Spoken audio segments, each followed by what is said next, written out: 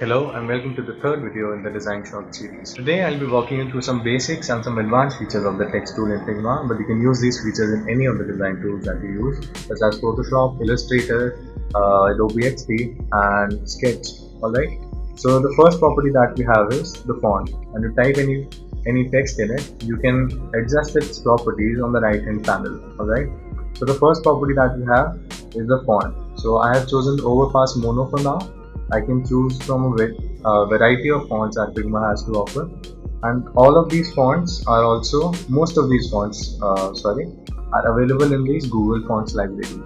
So you simply have to go to fonts.google.com and explore from the range of fonts, and you can use all of them inside Figma. Okay, and the next property that we have is the font weight. So every font that we choose has a variety of weights associated with it, which you can adjust from the right hand panel. And you can see I have chosen Poppins for now, and it has so many weights to offer. So you can see the weights that a font has and use it according to your needs. Okay, and the next property that we have is the size of text. Alright, so the size of the text basically indicates how large the text appears on the screen.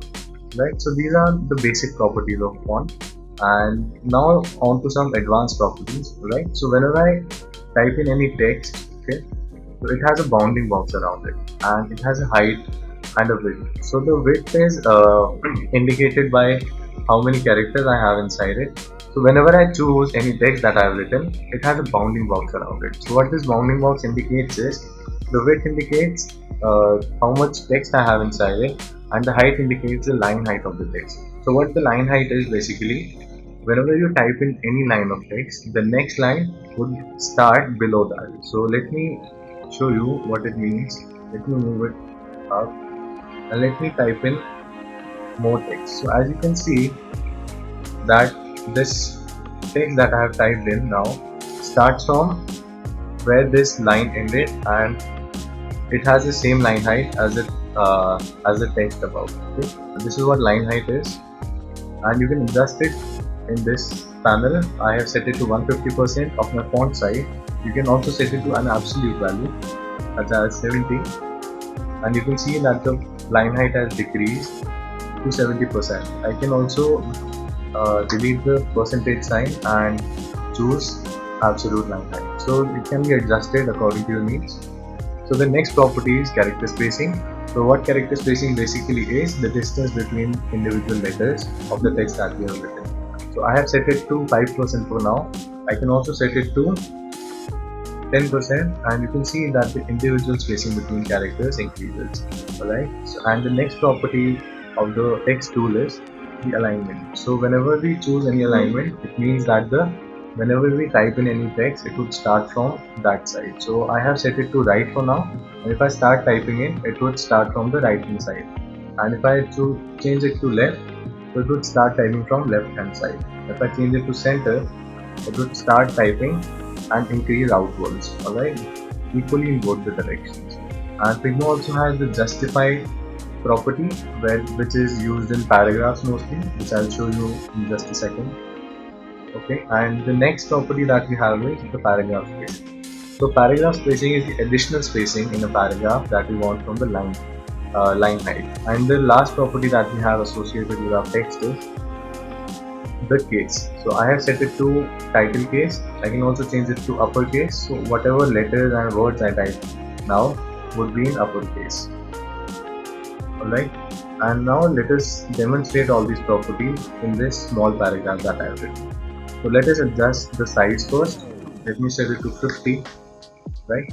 And now let me decrease the line height. I am decreasing it to 60. Okay, so it appears very constricted now. And let me change the character spacing also to 2%. Okay, so the characters are not as wide apart as before. So I have set these properties. Now let me change the alignment to left and center and right. And now also let me show you how it would appear if it is justified. As you can see that I have demonstrated all of these properties in the short paragraph, and you can also choose from these three properties, which basically mean that I have drawn out a box. Okay, let me demonstrate it. Let me click on T and draw out a box. So the boundaries of this box wouldn't exceed if I keep choosing this option, which is of the fixed size. If I want to type more text and want the box to increase as I type in more text below, let me decrease the size. Okay, so as you can see that I have set it to automatic height, and I can also set it to automatic width, which means that I can type in any amount of text and its width would automatically adjust. Okay, so these are some of the properties, some basics and advanced properties of a text tool in any design software. And in the next video, I'll be talking about text styles, which are a combination of these properties, and you can define them at the start of your design project. So you won't have to adjust it at every place that you have used, and you can create a type hierarchy basically out of it. Okay, and now let's move on to some shortcuts associated with the text tool. Let me type in some text. Okay, so now that I've typed in some text, I would use the shortcut of Control, Shift, and the greater than sign. So it is increasing my text size by a value of 1 each time I press it. And if I click on the less than button, the text size would decrease. Alright, so this is a quick shortcut that you can use to increase or decrease the size of the text. And if you want to increase the letter spacing, all you have to do is click on Alt and click on dot. Okay, or the full stop to increase the character spacing. And if you want to reduce the character spacing, you can use Alt and you can click on comma every time you have to reduce it by 1%. Okay, so these are some shortcuts associated with the text tool which you can use and boost your workflow. So yeah, next time I'll be talking about text styles, so tune into that video as well. Yeah, thanks for watching. See you next time.